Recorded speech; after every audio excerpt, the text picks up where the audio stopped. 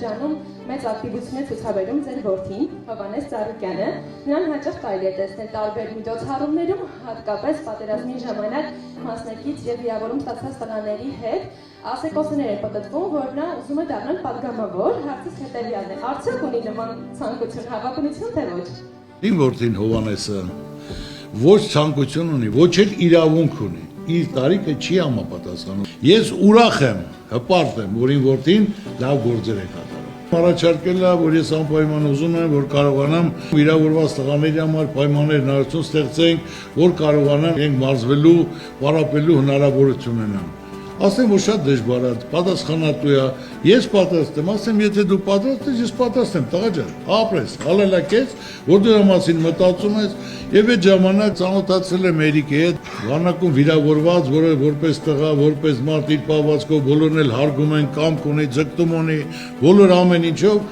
ես Էրիկին նշանակեցի Օլիմպիական կոմիտեի նախագահի օգնական, ասի Էրիկ ջան, տղայից հետ միասնական ստեղծեք ինչ որ ցանկանաք, բացի մարզվելուց, եթե պետք է ինչ որ օգնություն բարեգործականից, եթե մարդիկ կարիք ունեն, ձեր տրամադրության տակ է։ Եվ երկուսը միասնական աշխատելով, իրար հետ նայելով, իրոք կատարում են գործ, մեր հերոսները, որոնք բանակում կյանքը չեն խնայել, ճակատագիր գնացել են, նրանք այսօր կարիք ունեն, նրանք ուշադրության վերաբերմունքի,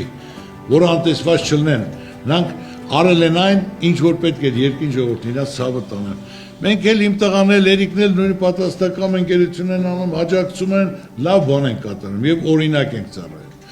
Դրանից հետո տղաս դիմեց, մի հարց էլ ունեմ դիմել, ասի տղա ջան, ասա, ոչ օլիմպիական սպորտաձևերը, որը չի ֆինանսավորվում պետության կողմից, որ երեխաներ կան, պետք է գումար վճարեն, սոցիալական ծանր վիճակում են, մենք ստեղծենք պայմաններ, որոնք պարապեն։ Հայլուն միտք է, դուք ճիշտ հասկացեք, որ երեխաները փողոցից պետք է կտրվեն, հրավիրել ենք բոլոր ոչ օլիմպիական մարզաձևերին, միություն ենք ստեղծել, տղաս ներգրաված է եւ այնտեղ դպրոցներ բացելով, կազմակերպելով, անցյալ տարի 800-ից 1000 հոգի, որը հավաքագրել են, որ երեխաները առանց վճարի պարապում են, որը դա իհարկե մեր երկրի պայման դա շատ փոքր է, քիչ է, որ պետք է լինեն 10000, 20000, 30000, որը մենք պատրաստ ենք։ Ու այդ գործերով նրանք զբաղվում են ու օրորի ավելի ընդլայնելով, ավելի մեծացնելով, ասել են, որ Էրիկին էլ եմ ասել, Հովհաննեսին էլ եմ ասել եւ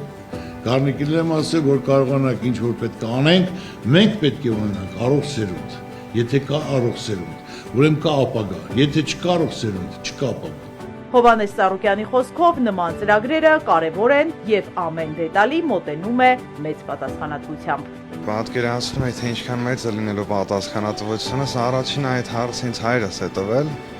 որ ես պատկերացնում արդյոք թե ոչ, եւ եթե չպատկերացնեի ես ինչքան մեծ է լինելու պատասխանատվությունս, չէի մտնի այդ աշխատանքի տակ, չէի ստանձնի այդ աշխատանքը։ Ես շփվելով շատերի հետ ընկերություն անելով մարտարվեստների ներկայացուցիչների, ստացա այդ միտքը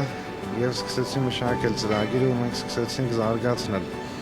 Եվ ասեմ ավելին, այլ խոսքերով դա պատվի հարց է ինձ համար, մենք պետք է այդպես էլ շարունակենք։ Ու ինչպես հայրս է ասում, համաձայն իր խոսքին, եթե չկա առողջ սերունդ, չկա ապագա։